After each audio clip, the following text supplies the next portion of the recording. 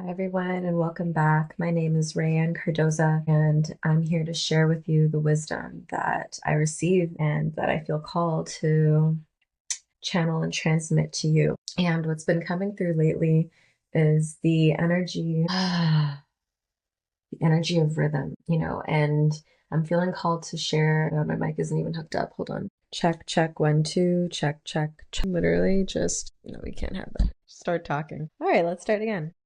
My name is Rayanne Cardoza, and here I share the messages that come through spontaneously, naturally, and that those messages that I feel called to share with you guys.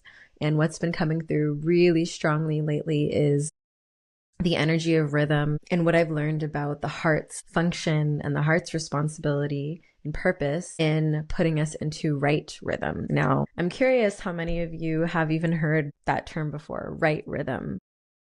And how many of you are familiar with the idea that we live in a sonic world, right? Everything around us carries a frequency, a sound, and with that is also a pulse, an ongoing rhythm that keeps life moving, that keeps life growing, that keeps life in a cycle of death, rebirth, transformation, growth, expansion, contraction.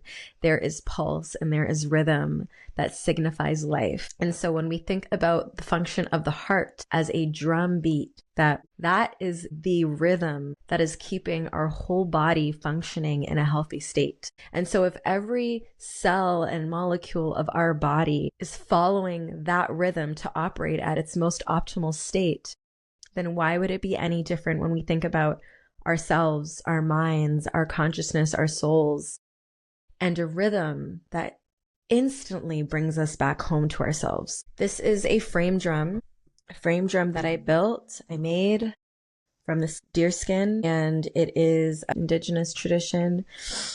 And that's what I learned this through that lineage. And the first rhythms that they teach to you after making the drum, they teach you two rhythms. It's a feminine rhythm and a masculine rhythm. And the masculine rhythm, the purpose of that is to send out your prayers, to send out your gratitude, to send out your messages, to connect with your spiritual team, your ancestors, loved ones, etc. And it is a straight beat of 4, not emphasizing on any particular beat, but that straight beat of 4. And after you do the masculine rhythm, you do the feminine rhythm to receive your prayers, to receive what you've asked for, to receive whatever it is you've put out. And the feminine rhythm is the heartbeat. It's that. And you notice there is an emphasis on the second beat. There's a softer 1, 2, up, 1, 2, up, 1, 2.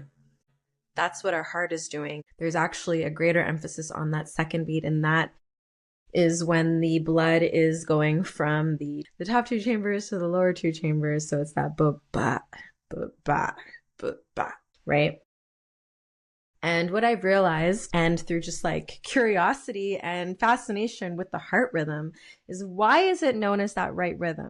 Why is that the rhythm that brings us into a state of receiving, into a state of being home, into a state of calm, into a state of optimal health? Why is that the rhythm that is running our whole body system, this intelligent, incredibly intelligent system?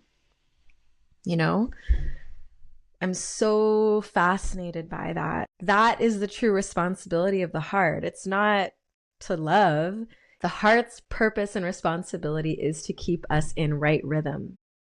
The heart's responsibility is harmony, right rhythm, right rhythm. Think about that. If we're in the right rhythm, and let's say you're like a player in a band or a note in a symphony, and we're all in the right rhythm together, then that band and that symphony is playing in harmony, right? Every note can kind of go off and do its solo, but they're staying in that rhythm. They're staying in that rhythm. They're together. They're operating as a unit.